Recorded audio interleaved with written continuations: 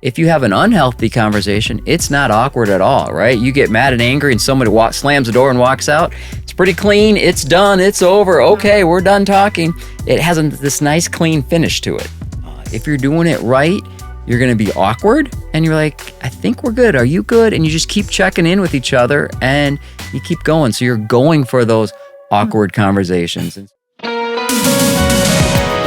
This is Ryan and Michelle, and welcome to the Celebrate MarriageCast, where we hope to restore and reclaim godly marriages through honest and real conversations. Welcome to episode 93. We are so proud of you, our listener, for joining us today and working on your relationship. And today, as we are in this holiday week, we have a friend of the Celebrate MarriageCast back. We have Tony Boer of Sioux Empire Christian Counseling to bring his wisdom. He has counseled hundreds of clients and brings that expertise to our podcast. So welcome to our show, Tony. Well, thank you. That's a great introduction. I don't know how much wisdom I have, but I'll try to live up to that. You have wisdom, and today we're talking about the opposite of wisdom. Yes, that's like true. Dumb ideas. Dumb thoughts, dumb ideas. But first, Tony, how are you? How's your summer going so far?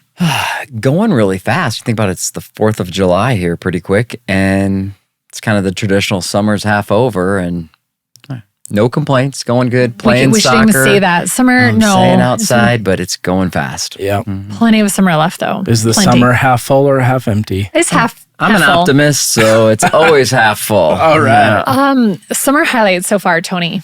Summer highlights. I'm about to go fishing in Canada, so all my summer highlights are going to happen. So I'm going to go fishing in Canada with my dad and my brother. Then I'm going to go down to Arizona and see my grandson. So the back half of my summer is going to be pretty loaded with some fun. Sounds pretty half full to me. Yeah. How about you guys? Well, what fish in Canada? What's their big fish up there? Northern and walleyes are what I'm going to go for. Okay. Gotcha. Okay. Cool. Kind of the same for us, right? Yeah. We have a big trip We're not going fishing. Okay. No, we're not. But your back half is Yes. summer is loaded up. We are, so we're going to Minnesota, to the lakes in Minnesota with some family. And then we're going to the Grand Canyon, Bryce Canyon and Grand Canyon, Zion area. National Park. Oh, wow. Yeah.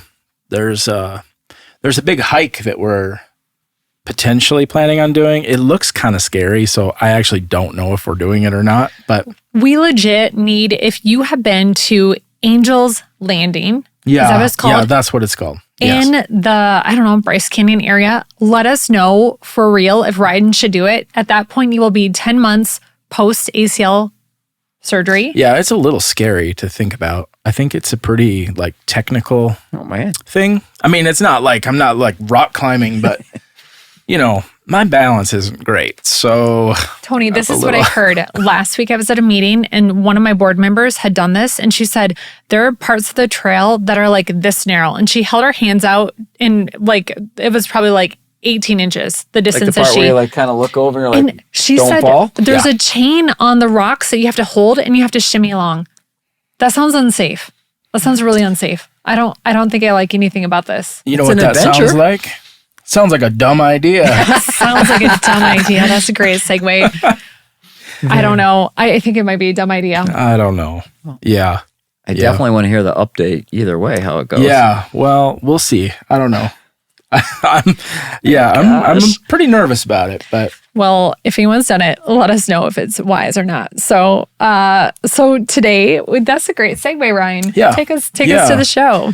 well, Tony, I love this idea of talking about dumb ideas. I don't know. Maybe I can relate. I don't know. I've had maybe a couple in my life of just dumb ideas, but how many here in marriage have found themselves saying that same thing? Okay, that was really stupid. Yeah. Okay. If that's you today, congratulations. You're in the right place, because You're not alone. If we're being honest, I think everyone has had that realization at some point of okay, that was really dumb. I shouldn't have said that. I shouldn't have done that. But today we're going to talk about this subject and hopefully be able to help you steer clear of those stupid moments in marriage. Those kind of dumb ideas, and I've done a lot of them myself. Yeah. So yes. We would love to hear one of those too, Tony. When we get further down, there's one example where I'll say, this is one is kind of a behind the scenes is I had a couple of them. I'm like trying to find one more. And so I'm like, oh, I'm going to ask my wife. And she's actually in Arizona right now. So we're FaceTiming, we're talking. And she's like, I can't come up with anything. And then I said something. Did you write one in that moment? And she's like, what? I'm like, that was a dumb thing. Sorry. And then I'm like, I can use that. So it's going to come out later. But yes, we all say dumb things.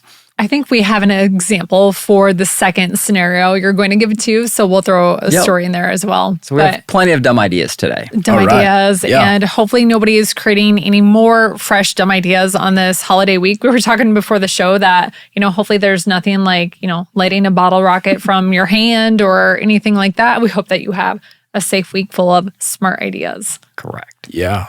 All right. So Tony, you're going to run us through some examples. Yeah, we'll run you through some ideas, but kind of the concept is it's a dumb idea, but when you kind of just say it, it seems like it's smart, but the more you think about it, it starts to be kind of dumb. An example like is, hey, let's go for a hike.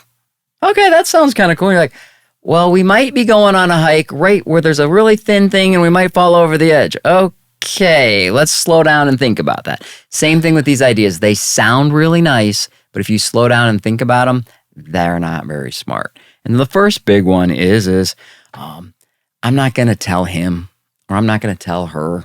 It's not that big a deal. We'll just move on. Now, on the surface, that sounds kind of nice. Like, oh, I'm not going to tell him. I pay the bills anyways. He's never going to know that this costs a little bit more and we need it and it's okay. And it's for our family. It's not a big deal. And we rationalize it. And it sounds like not a bad idea. However, it's kind of dumb. It sounds like they're justifying and rationalizing. Justifying, yeah. But if you think about it the other way, it's like, what you're really saying is, are you afraid to have a discussion with your spouse? Well, when we say it that way, it sounds real like, whoa, that's a dumb idea. It's like, you know what? I'm too afraid to talk to my spouse about what's going on. I don't want to risk having an argument. I just won't tell them. Well, if we flip that around, that's going to be kind of the theme with a lot of these dumb ideas is, what does that really say? What does that really mean? And what you're saying is, I'm so scared and I don't want to have a fight. I don't want to put the effort in, so I'm not going to talk to my spouse. Say it that way, it sounds like a dumb idea. Yeah. Tony, I think of this like, part of dealing with finance. I actually see this a lot. And I think it's interesting how people can... It's almost in their head, they break the two apart. Like, for like one of the examples that I was telling Michelle just on our drive over here of people like business owners will take out a massive business loan and won't tell their spouse about it because, well, this is business. Like this is different than this, not realizing that actually impacts every part of your life. Right. Including your marriage. Mm-hmm. And so like a lot of people will say that and just like, well, I don't need to involve my spouse in that because that's over here.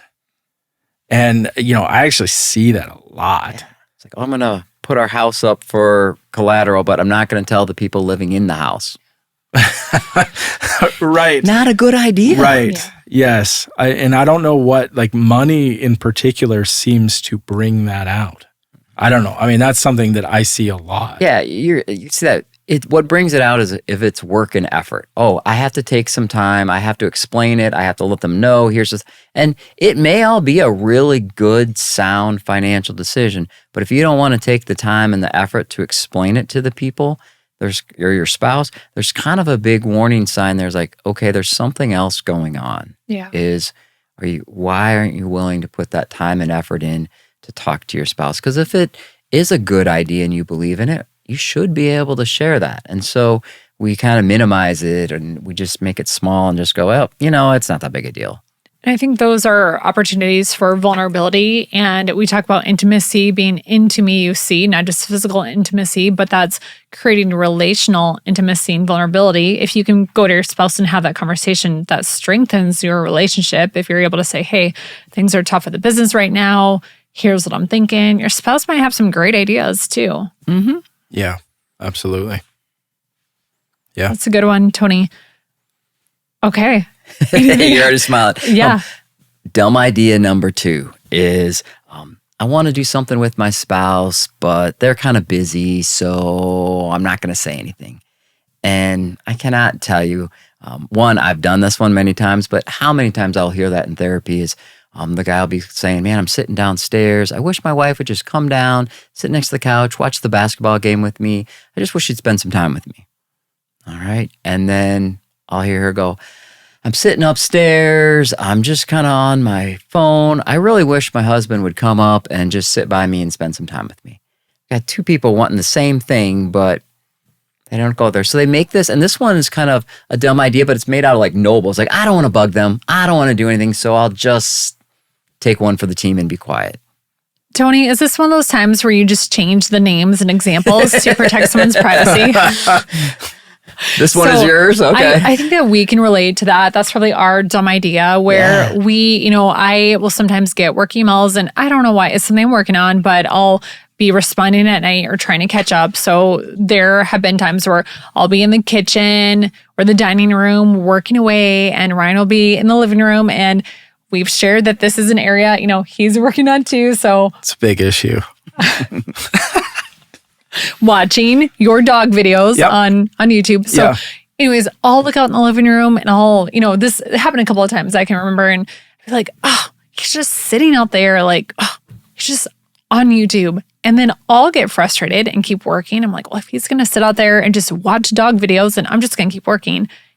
Meanwhile, I'm sitting in the living room just being like, oh, she's working still. Like, I guess I'll just keep sitting here. Yes. It is such a stupid idea because what we've then done by lack of communication is we've just thrown our entire night in the trash, really. And we both go to bed. We're frustrated. We didn't get quality time together when I don't think either of us really wanted to do that. We just assumed that the other was doing their own thing, and we didn't break that kind of crazy cycle and have the conversation. So that is our dumb idea. Definitely. Thanks for protecting our identities there, Tony. And that's another one where when you say it, it sounds okay, but then when you think about it a little more, it's a dumb idea. It's like, oh, I don't want to bug my spouse because they're kind of busy, right? You look up and she's doing that. Or he's like, okay, really noble and cool. But if we flip it around, it's like, hey, why are you too afraid to ask for time from your spouse?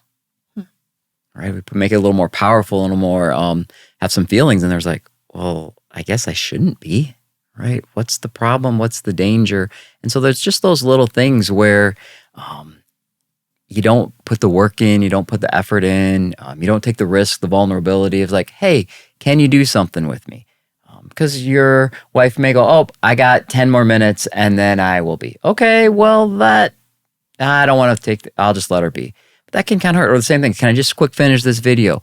And when you don't take that risk, it's way easier just to make a dumb idea and just go, you know what? I'll just be quiet. And you kind of said what happens. Oh, we both go to bed sad and bummed that we didn't get to spend any time together. Dumb, right? Yeah. One of the things I think we've done, Michelle, that is helpful is just especially if you have something work related that you're doing, is asking like, hey, how long do you have? Mm-hmm. And how long do you think this is going to be? Yeah. And you might say 15 minutes. And then I just set a timer for 15 minutes. Yep. That's one of the things because I feel like there was this time that this was happening more. And so it was like, okay, let's talk about this and you got it's important. You got stuff to get done. Okay. But let's put a timer on it. Yeah. And I think that was so good because it did. I mean, I can just get lost in work. So to have clear boundaries and parameters, like, okay, Michelle, you need to snap out of it and adhere to those 15 minutes and just be done with it. I mean, nothing's really that important. It's just getting carried away and realizing that. Yeah. That was helpful. Yeah, absolutely. Yeah. And this next dumb idea is kind of similar, but it's just a little more personal. So we're doing it. It's the same thing as I want to be intimate with my spouse, but my partner I don't think really does, so I'm not going to say anything. And I purposely used intimacy instead of sex because men and women will do that different, right? Men, I'm like, man, I think I want to have sex with my wife, but I don't know if she really wants to, so I just won't say anything. Women tend to think, oh, I want to sit down and connect or talk or share something. I know he really doesn't like that and doesn't want to do that, so I'll just let him be. Same thing. It sounds kind of noble, but what you're really saying is, I want to be intimate with my spouse, but I'm not comfortable enough to have an intimate conversation about it, that gets kind of weird. I feel like that's something we've gotten really good at. It's just communicating with each other. And I think that more times, I mean, most every time the other one wants to like be on the same page as you, and if they just know where you're at, it's like, okay, yeah, like just understanding each other's needs. Yeah. Yeah, absolutely. Yeah. And so that's that same thing, but just really taking that time to catch that dumb idea, right? Because you're going to have this thought, and we tend to make these dumb ideas sound better than they are. Well, he's kind of busy, or I want to be kind of nice. I know she doesn't want to, so I'll just give her some space, or I don't want to spend some time. Slow down, do the hard work, right? And the hard work simply is communication. It's the same theme we're always going to keep talking about over and over. Yeah. Go talk to your spouse. Yeah. I mean, I think that topic in particular, I don't know, maybe correct me if I'm wrong, but like, I think there's so much focus on like the outcome. Yeah. Right? Like there's so much there when really like it all is like in the work you put in, right? Like, okay, like if you go to your spouse and just say, hey, I want to be intimate. You haven't talked all day long. Like, okay, like there might be some awkwardness here. Yeah, and even like, just take that all the way out. So if we'll make it kind of a little stereotypical. It's not always that way, but it's when the man goes, hey, I haven't seen you in a long time, and I really would like to be intimate with you. And your wife goes, okay, I guess we can kind of go do that. Never mind. If you don't really want to, it can kind of tumble really bad. But all she's really saying is like, well, we're not really connected, but I'm willing to connect with you. And then if you flip it around and kind of do it the other way, where imagine if your wife comes like, hey, we haven't seen each other in a long time. Can we sit down and just talk a little bit? Can I tell you how I'm feeling, how the day's going? You're probably going to get kind of the same answer. Oh, okay. I didn't see that coming, but okay, I'm willing to do that. Sure. And it's just that example of when you start to have that conversation of if you're not connected, it's always going to be a little awkward. And I tell couples all the time is you're going for awkward. You want awkward conversations. Awkward conversations don't end very nice. They don't flow very good, right? So if you have a really healthy awkward conversation and you talk about, hey, this is what I want to, this is how I'm feeling. This is how I'm feeling. Okay, and you kind of have this discussion back and forth. And all of a sudden, if you're doing this right, you get to the end and you're like, are you good? Yeah, I'm good. Okay. And we're ready to move on, even though you don't quite feel well. That's the awkward part. If you have an unhealthy conversation, it's not awkward at all, right? You get mad and angry and somebody slams the door and walks out. It's pretty clean. It's done. It's over. Okay, we're done talking. It has this nice, clean finish to it. If you're doing it right, you're going to be awkward. And you're like, I think we're good. Are you good? And you just keep checking in with each other and you keep going. So you're going for those awkward conversations. And so even in this example, talking like, hey, do you want to have sex? And if your spouse goes, maybe, okay. Stay in that moment. Let's talk a little bit about that. Don't make that, well, too awkward, got to be done. That's actually what we're going for is let's talk a little bit about that. You have no idea what your spouse is thinking or saying. So stay in that awkward, uncomfortable. And that will prevent a lot of these dumb ideas from actually happening.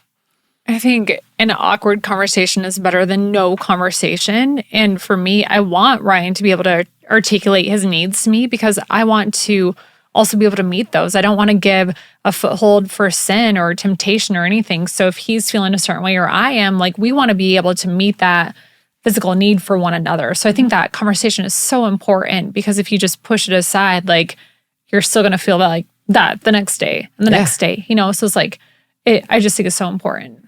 Absolutely. Yeah. Yeah. Awesome. All right. Go for awkward. I love that. Go for awkward. That's great. The more awkward, the better. That's great. It's a good goal for the week. Absolutely. All right. Idea number 4. This is mine. This is the one that happened to me just last night, right? Saying something's a joke, but really having some truth behind it. Having these conversations where like, well, I was just kidding. Or if you really want to, right, is be direct. Don't joke. Don't kind of half do this. Don't kind of half do that. One that I caught myself that I do a lot. I'll tell the other story, but this one I do a lot is like in the summertime now, my wife is a school teacher. She has time off, right? So I'll ask her, hey, what are you doing today? Well, she'll tell me she got this and that. I'm like, well, if you don't have anything going on, you can come swing by and we could have lunch together. Just ask her. Yeah. Right? Don't do this thing like, what are you doing? What's going on? Do you have anything else? Do you have anything busy? Are you coming into town? Well, maybe you could swing by and bring me some food. Okay. Tony, just be direct. Yeah. Michelle, I'd love it if you have some time to come in and have lunch with me. His wife's name is Michelle. Yeah, sorry. We always get that. We gotta call her something else, right? Yeah. But yeah, is that just be direct. Sure. And it's that same thing last night. I was like, hey, what's your plan? Are you going to go do this? Like, well, it'd be really cool if you would kind of go do that. Well, I'm just kidding. And my wife calls me out. She's like, are you just kidding? And I'm like, no, I'm not. I actually would really like you to do that for me. I needed her to do something at the house where she's at. And I'm like, she goes, just ask me. Yeah. Right. This happened as I'm asking, hey, what are dumb things couples do? Right. I'm like, that would be me, right? And I'm like, thank you. You gave me another one. I'm good. But it's that same thing is be direct. It just allows you to have that communication go smoother, more direct, and better. Yeah. What? No, I was trying to think of stories. Yeah. I mean, I think this is maybe a hard one. Like as I'm just thinking about it, kind of going back to like the awkward conversations that we're having. I mean, I think oftentimes like people will kind of take a roundabout way to get there, you know, and it's and part of that is because of it's awkward. It's difficult. A classic one that couples will do a lot that I'll see in therapy is they don't ask for, if you want to call it like a date, time, and attention very clearly. So the guy will be like, hey, would you like to, I'll pick me. Hey, Miss, I got to figure out a different name. Yeah, no, it's okay. Hey, it's okay. No, they know. Hey, Michelle, would you like to sit down and watch a soccer game with me? If she's busy doing stuff, she's like, nah, I'm good, thanks. In my head, what I just said is, Michelle, I miss you. I'd like to spend some time with you. Would you like to have a date with me? But I did what you were kind of talking about. I did that roundabout way, right? Yeah. I kind of asked about it. It's like, hey, if you got nothing else going on, would you like to sit and watch some TV with me? Yeah. If I'm bold and direct and I ask and tell my wife, hey, I'm feeling far away from you, and what I would love if you could spend 10 minutes sitting on the couch with me just connecting. She's going to say yes to that every time. Yeah. That's a little more vulnerable, right? That's me putting that stuff out there. And so it's that same thing with all these dumb ideas. We don't really do that. So we'll say, it's like, hey, do you want to do this? You want to do this? Do you have any time? And we think we're asking for something that's really cool. And then when our spouse says no, we're like, man, she just turned me down and she doesn't like me. She doesn't care. And it can tumble really bad, but just be bold. It reminds me of the episode we did, Ryan and I did on mind reading. And I think how you asked it, like, hey, Michelle, do you want to sit down and watch soccer with me? It made it sound like, hey, if you're not doing anything else, and she probably was in the middle of a million things. Like if she's like me, I'm always doing something. But when you share your heart behind it, like, hey, we haven't talked all day. I want to have a date with you. Like, of course she would say yes to that. So it's like just not expecting you're supposed to be mind reader, but clearly saying something and not joking about it or adding, oh, just kidding. Yeah. Not really. Hey, if you want to. Yeah. Good words to avoid. Yeah. I mean, I think Tony, just in your example, I think it's so good because part of what happens is I think we start to fill in blanks. But like what the statement you made were like, they were two different questions. And that's the thing that is really, you know, I think the dumb idea is starting to fill in the blank when you didn't ask the right question. Correct. You know, and if you really think about it, is my wife actually answered the question I asked. Do you like soccer and would you like to sit on the couch with me? No, she doesn't like soccer. She's got a bunch of other stuff to do. She answered that question. When I asked, hey, will you spend time with me? Yes. And so it's just being really clear about what are you asking. Yeah. Because the other person is going to usually hear what you're saying, not all the filling in the blanks, like you said. Right. There's an old quote that says from a guy, 90% of marriage counseling is correcting assumptions. Meaning you assume that I know what my wife's going to say, so I'm just not going to do this. And we kind of fill in the blanks and do all that stuff. And you don't even allow your spouse to kind of do that, to kind of change, to kind of do those things. I assume I know what's going to happen because that's what she said before and that's what she said again. Like, slow down. Don't assume, right? Go do that. And when you're comfortable with each other, it gets harder because you say, I know my spouse. I know them very well, so I know what they're going to say. Not always. And the other part is you at least need to give them the chance because you can't even have a fair fight if they never even get that chance to say no or to say their side of the story. Yeah. Yeah. I just think then you're holding them to a story that you wrote that they didn't even give you an answer. Right. They answered the question you asked, not the question that you should have asked. Yeah. And absolutely. then you're holding them to that story that's not even true. Mm-hmm. Yeah. So good. Yeah. Great stuff, Tony. Yeah. Those are 4 great tools and reminders. Should we just remind our listeners of those 4 again, kind of in closing, or any other final thoughts? Yeah, is just if you have a thought, just slow down and does it make sense? Does it seem like it's a good idea? If you think it's noble, if you think it's easy, if you think it's, I'm just going to make this a little simpler and do that, you're probably lying to yourself. And the true answer is you're just not willing to put the work, the effort in to go do the stuff. So dumb a lot of times is lazy. So just remembering, go do the work. And if you are afraid to talk to your spouse, kind of go be awkward, right? Let's go have that awkward conversation. Why wouldn't you go and say, it's like, hey, I thought about this and I thought it wasn't a big deal. I don't know why, but I'm worried about asking you if you want to go for a walk with me. What's going on here? Why did I miss that, or what's happening? And just have those hard conversations. And a lot of times you'll see it's really easy to solve. Just like you guys, hey, we'll just figure out the timer and solve that. Once you get on the same page, solutions are really easy. I like what you said there, Tony. They could even go to their spouse and say, hey, I don't know why I feel awkward about asking you this, but XYZ. That's great. Even just call it out. Be like, I feel awkward asking you. Like, I feel like that actually makes it less awkward, just admitting that. Yeah. That's great. Ryan, any closing thoughts from you, love? I think just the question, and part of because I've been posed this question before, Tony, like we're talking, like a lot of this is conversations. The question that I've been asked is, how do you start these conversations? Well, just like we talked about at the end, be direct, right? How do you start the conversation? Hey, I need to talk to my wife because I'm feeling far away and distant. I don't quite know what to say, and I feel there's like something between us, and how should I go about doing that? You just did, right? And so that's the whole embrace the awkward. It doesn't have to be smooth. It doesn't have to have these nice little transitions. It doesn't have to find the right moment. It's like, oh, I'm going to wait till the subject comes up and then I'm going to slide it in and we're going to make it and we're going to talk about it. It's going to be nice and smooth. Awkward, the other kind of a word we use if we're doing well, if you're doing good conversations, it's clunky. Hey, I need to talk about this. Whoa, where'd that? I know, but it's on my heart and we need to talk about it. Yeah. Okay.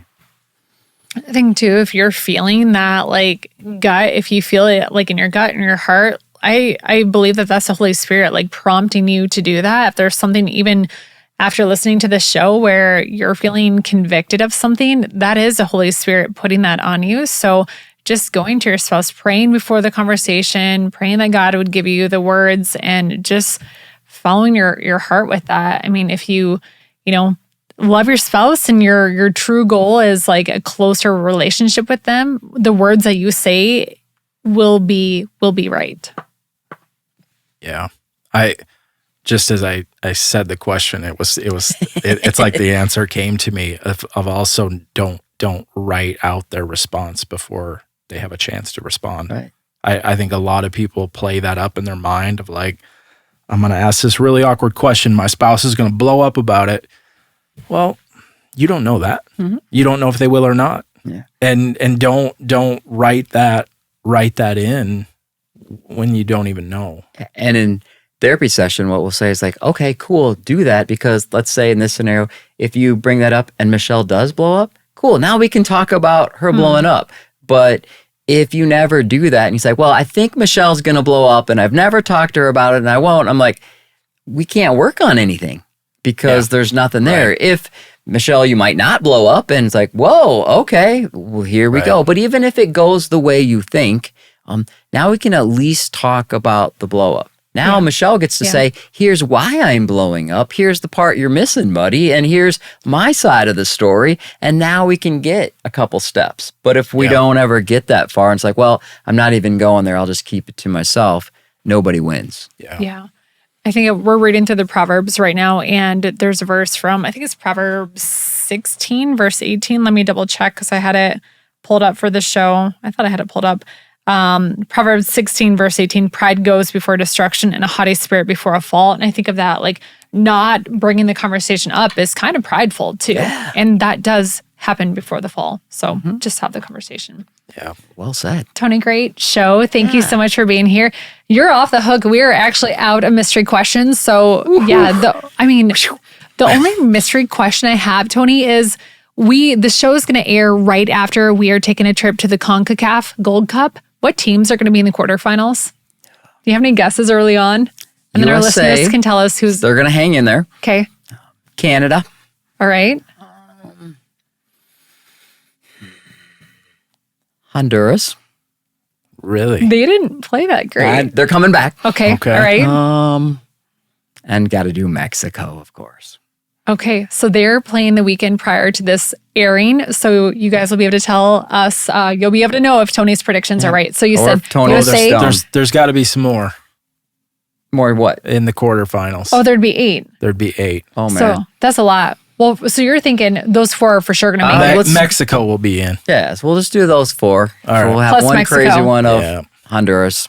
Okay, so USA, all my Haitian Canada. friends are going to be mad I didn't pick them, but I don't think it's going to happen. USA, Canada, Honduras. Who else did you say? U.S. USA, Canada, Honduras, Mexico. Mexico. Okay. All right. There you go. Okay. Hey guys, thank you so much for joining us today on the Celebrate MarriageCast. We hope that you are feeling encouraged and equipped with tools to grow in your relationship, grow closer to Christ in it, and therefore strengthen your relationship. We have marriage resources at Celebrate.church/marriage. And if you're looking for a church home, you can find our service times for watching online at Celebrate.church. Have a great week. Have a great week.